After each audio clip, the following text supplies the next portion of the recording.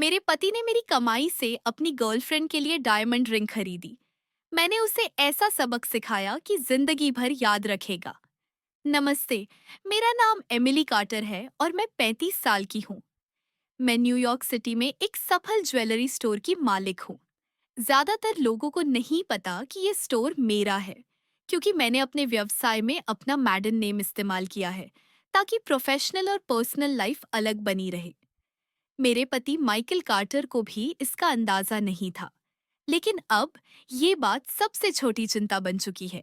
Michael और मेरी शादी को 7 साल हो चुके थे। शुरुआत में सब कुछ अच्छा चल रहा था। सुंदर घर, शानदार छुट्टियां और ऐसा लगता था जैसे हम एक खुशहाल कपल हैं। लेकिन पिछले 1 साल से चीजें बदलने लगी थीं। माइकल मुझसे दूर दूर रहने लगा। देर रात तक ऑफिस में रुकना, फोन पर बातें छुपाना और मेरे सवालों पर टाल-मटोल करना। शुरू में मैंने खुद को समझाया कि शायद मैं ज्यादा सोच रही हूँ, लेकिन दिल ने साफ कह दिया था, कुछ तो गड़बड़ है। फिर एक दिन जब मैं अपने स्टोर के सिक्योरिटी कैमरे का फुटेज देख रही थी, मेरा दिल बैठ गया। माइकल एक जवान और खूबसूरत औरत के साथ स्टोर में आया था। वो दोनों हंसते हुए बेहद करीब नजर आ रहे थे। माइकल ने एक डायमंड रिंग खरीदी, लाखों की कीमत की, और पेमेंट हमारे जॉइंट अकाउंट से की। और वो समझता रहा कि मुझे कभी कुछ पता नहीं चलेगा। सबसे चौंकाने वाली बात, वह किसी किशोर लड़के की तरह खुश नजर आ रहा था, जितना खुश मैंने उसे सालों में नहीं देखा था। मैं न तो रोई, न ही गुस्से में आई। मैं शांत रही, लेकिन वो ठंडी, सोच समझकर काम करने वाली शांति जो किसी तूफान से पहले आती है। मैंने उस खरीद की पेमेंट डिटेल्स चेक की, फिर बैंक को कॉल करके हमारे सारे जॉइंट अकाउंट्स और क्रेडिट कार्ड फ्रीज करवा दिए। अब माइकल के पास फूटी कौड़ी भी नहीं थी, लेकिन मेरा बदला अभी पूरा नहीं हुआ था। जब मैं घर पहुंची, माइकल आराम से सोफे पर बैठा फोन स्क्रॉल कर रहा था। इमली, क्या चल रहा है? उसने चिल्लाते हुए पूछा। मेरा कार्ड काम नहीं कर रहा। बैंक ने कहा अकाउंट फ्रीज हो गया है। मैंने एक मुस्कान के साथ जवाब दिया। हाँ, पता है, मैंने फ्रीज करवाया है। तुमने ऐसा क्यों किया? शायद इसलिए क्योंकि तुमने मेरी मेहनत की कमाई से अपनी गर्लफ्रेंड को डायमंड रिंग दी। वो पूरी तरह चौंक गया। तुम तुम जानती हो? उसने घबराहट से पूछा। हाँ, मैंने उसकी आंखों में आंखें डालकर कहा। वो ज्वेलरी स्टोर मेरा है माइकल, और हाँ, वहाँ कैमरे लगे हैं। सब कुछ रिकॉर्ड हुआ है। उसका चेहरा सफेद पड़ गया। एमिली, सुनो, मैं मैं इसे खत्म करने वाला था। मैं बस रास्ता ढूंढ रहा था। और तुम्हें रास्ता मेरी कमाई से रिंग खरीद कर मिला? मुझसे गलती हो गई।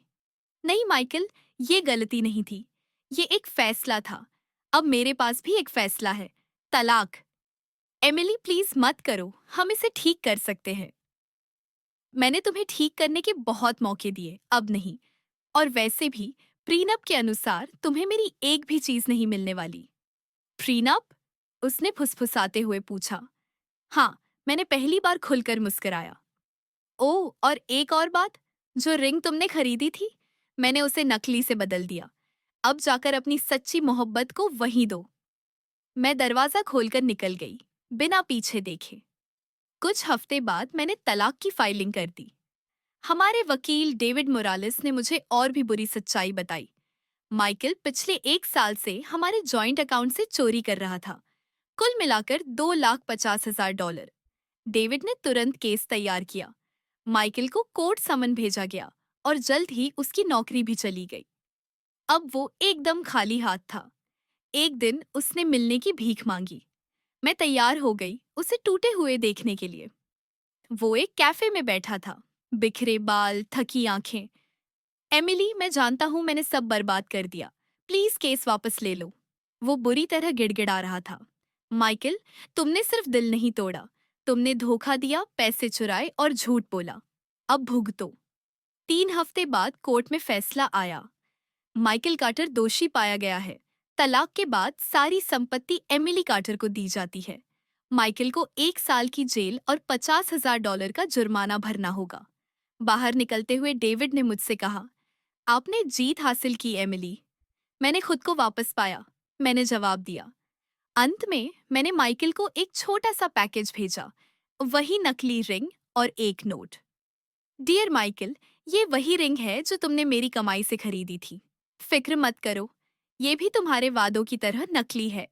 Good luck, Emily. और उस दिन मैंने तय किया, अब से मैं कभी किसी और के भरोसे अपनी दुनिया नहीं बनाऊंगी।